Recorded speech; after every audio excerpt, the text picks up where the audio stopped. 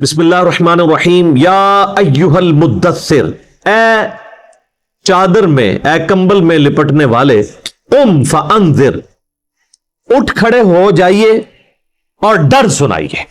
انذار تمام نبیوں کی دعوت کا مرکزی پوائنٹ ہوتا ہے۔ بے شک تبشیر بھی ہے لیکن وہ دوسرے نمبر پہ ہے، اس کے لیے جو دعوت قبول کر لے۔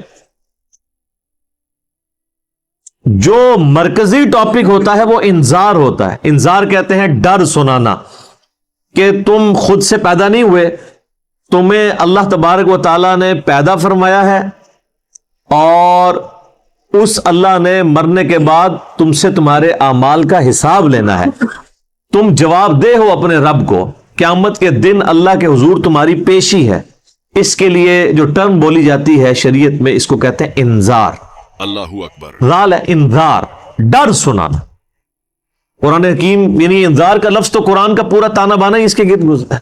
بے شک وَأُوحِيَ إِلَيَّ هَذَا الْقُرْآنُ لِأُنذِرَكُمْ بِهِ وَمَنْ بَلَغَ، سورۃ الانعام آیت نمبر 19۔ اے نبی علیہ السلام فرما دیجئے کہ قرآن مجھے اس لیے وحی کیا گیا، اس قرآن کے ذریعے میں تمہیں بھی ڈر سناؤں اور جس تک یہ دعوت پہنچے۔ بے شک اللہ اکبر۔ تو یہاں پہ بھی ڈر سنانے کے لیے کہا جا رہا ہے کہ آپ دعوت و تبلیغ کا کام یعنی قیام النہار والا کام اعلانیہ شروع کر دیجئے۔ اللہ اکبر۔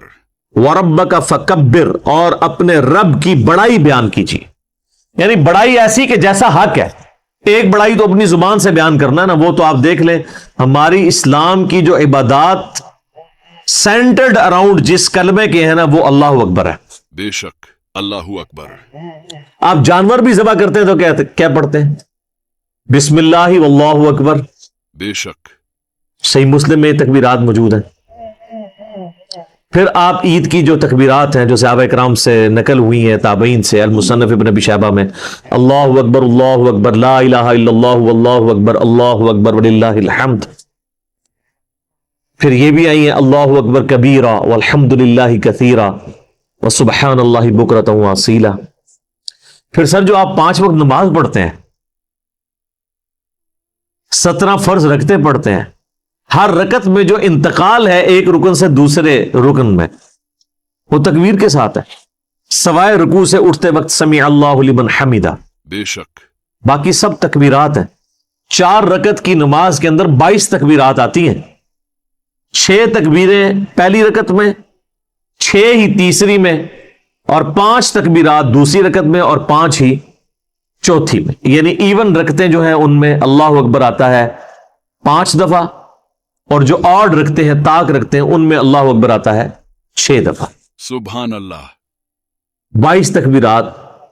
تو آپ ذرا یہ دیکھ لیں، پھر باقی نمازوں کی ساری پھر سنتیں ملائیں تو سب اللہ اکبر ہی ہے۔ بے شک تو یہ تو کلمات ہیں کہ آپ نے اللہ کی بڑائی بیان کرنی ہے، بڑائی اللہ کے لیے ہے۔ ویسے ہم لفظی ترجمہ کر دیتے ہیں اللہ اکبر اللہ سب سے بڑا ہے، یہ سمجھانے کے لیے ہوتا ہے۔ اصل اس کی جو اپروپریٹ ٹرانسلیشن اردو میں بنے گی وہ یہ ہے کہ تمام بڑائیاں، تمام بزرگیاں اللہ کے لیے۔ بے شک اللہ اکبر۔ عموماً ہم جب اردو میں بڑائی کا لفظ بولتے ہیں نا کہ کوئی بڑا ہے، تو اس سے پھر ہمیں وہ ذرا سائز ذہن میں آنا شروع ہو جاتا ہے۔ اللہ تعالیٰ کے لیے تو اس طرح کی تمثیل نہیں ہے نا، لیس کمثلہ شیء وہو السمیع البصیر۔ اللہ کی مثل کوئی شے نہیں ہے، وہ سننے والا ہے، دیکھنے والا ہے۔ بڑائیاں، تمام طرح کی خوبیاں، بڑائیاں، بڑے سے بڑے آنر کا جو لفظ ہے، کوئی صفت ہے، وہ اللہ کے لیے خاص ہے۔ اسی کے تحت ہم یہ سمجھتے ہیں کہ اللہ تعالیٰ کو اگر کوئی شخص خدا کہہ کر یا گاڈ کہہ کر پکار لے تو یہ جائز ہے، بے شک کیونکہ کیپٹل جی سے جو گاڈ لکھا جاتا ہے انگلش میں، یہ اسی خدا کے لیے لکھا جاتا ہے جس کو سب مانتے ہیں۔ بے شک فارسی میں خدا کا لفظ اللہ کے لیے بولا جاتا ہے۔ لہٰذا یہ جو اہل حدیث نے ایک فتنہ کھڑا کیا ہوا ہے اسماء و صفات کا، اور وہ یہ کہتے ہیں یہ خدا کا لفظ بولنا یا گاڈ کا لفظ بولنا یا اللہ کے لیے کوئی بھگوان کا لفظ بول لے تو یہ کوئی اسماء و صفات کا مسئلہ بن جائے گا، یہ کوئی شرکیہ مسئلہ ہو جائے گا۔ تو یہ ان کے یعنی ایک ذہن کی آپ سمجھ لیں کمزوری ہے، ایسا نہیں ہے۔ قرآن عربی میں نازل ہوا ہے، قرآن سے پہلے جتنی کتابیں الہامی ہیں وہ تو دوسری زبانوں میں نازل ہوئی ہیں۔ بے شک وَإِن مِّنْ أُمَّةٍ إِلَّا خَلَا فِيهَا نَذِيرٌ، اللہ تعالیٰ فرماتا ہے کوئی ایسی امت نہیں گزری جس میں ہم نے کوئی نہ کوئی ڈر سنانے والا نہ بھیجا ہو۔ تو ایک تکبیر تو ہے کہ آپ نے الفاظ بولنے ہیں، اور ایک تکبیر جو مشکل تکبیر ہے وہ دعوت و تبلیغ کا کام ہے کہ اللہ کی بڑائی بیان کرو جس طرح کے بیان کرنے کا حق ہے. دنیا پہ اللہ کی بڑائی قائم کر کے دکھائی ہے اللہ کے محبوب صلی اللہ علیہ وآلہ وسلم نے. یعنی وہ هو الذی ارسل رسولہ بالہدی ودین الحق لیظہرہ علی الدین کلہ ولو کرہ الکافرون ولو کرہ المشرکون. وہی اللہ ہے جس نے الہدا یعنی قرآن اور دین حق کے ساتھ اپنے پیغمبر کو مبعوث کیا بے شک تاکہ اسے تمام ادیان پر غالب کرتے، خواہ کافر اس کا برا پانچے. مسند احمد میں حدیث ہے، نبی علیہ السلام فرمایا قیامت اس وقت تک قائم نہیں ہوگی جب تک کہ دنیا کے ہر گھر میں میرا پیغام نہ پہنچ جائے اور لوگ چاہتے ہوئے یا نہ چاہتے ہوئے اس دعوت کو قبول کر لیں. بے شک. اچھا، یہ بات صحابہ کرام کو تو شاید سمجھ نہ آئی ہو کہ یہ کیسے پاسبل ہے کہ دنیا کے ہر گھر میں اتنا بڑا ڈیٹا کون رکھ سکتا ہے. لیکن سر آج یوٹیوب حفظہ اللہ، گوگل دعوت برکاتوں عالیہ، اسلام کے بارے میں کوئی اسٹڈی کرنا چاہے تو اس تک نہیں بات پہنچ سکتی، پہنچ کی ہوئی ہے. ایک واقعہ ہوتا ہے پوری دنیا کے اندر وہ واقعہ پہنچ جاتا ہے.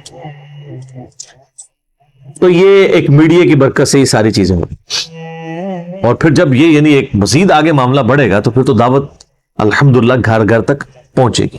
بخاری اور مسلم میں اس کی ڈیٹیل آتی ہے کہ آپ صلی اللہ علیہ وآلہ وسلم فرماتے ہیں کہ جو غار حرا میں مجھ سے ایک فرشتے کی ملاقات ہوئی، جو پوری ڈیٹیل بخاری مسلم میں آئی ہے کہ انہوں نے حضرت جبرائیل علیہ السلام انسانی شکل میں سامنے آئے اور ان کا اقرا پڑھیے. تو آپ صلی اللہ علیہ وآلہ وسلم نے کہا کہ میں پڑھا ہوا نہیں ہوں.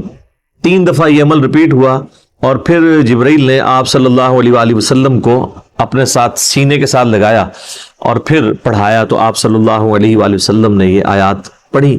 بے شک. اللہ اکبر. بخاری اور مسلم میں یہ حدیث ملتی ہے کہ آپ علیہ السلام فرماتے ہیں کہ غار حرا میں جو مجھ پہ فرشتہ نازل ہوا تھا، پھر کچھ عرصہ کے لیے وہ مجھ پر نازل نہیں ہوا، اللہ کی آیات لے کر نہیں آیا.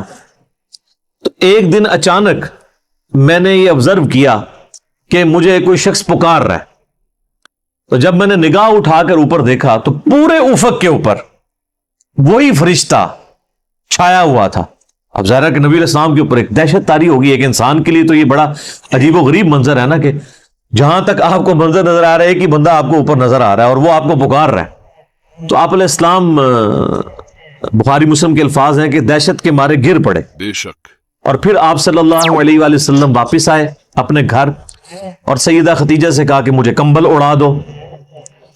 ایک تو وہ والا واقعہ بخاری مسلم میں جو سورۃ العلق کی شروع آیات میں ہوا تھا، اس میں بھی یہی الفاظ ہیں، جس میں پھر سیدہ خدیجہ کہتی ہیں کہ آپ اپنے رشتہ داروں کے ساتھ صلہ رحمی کرتے ہیں، آپ مہمان نوازی کرتے ہیں، آپ غریبوں کا بوجھ اٹھاتے ہیں، آپ لوگوں کا بڑا خیال رکھتے ہیں، اللہ تعالیٰ آپ کو تنہا نہیں چھوڑے گا.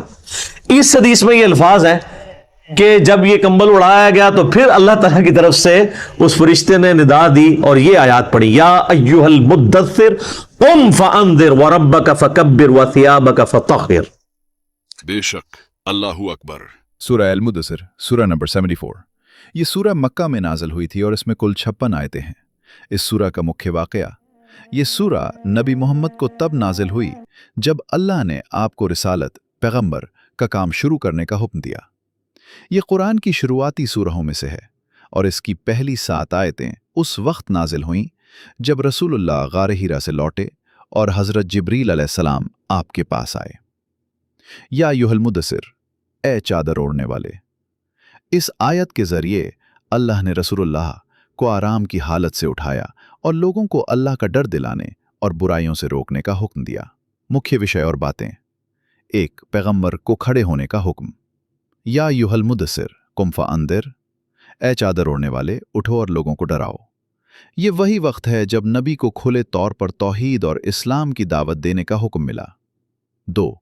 تزکیہ، پاکیزگی، بت پرستی سے دور رہنے اور صبر کا حکم.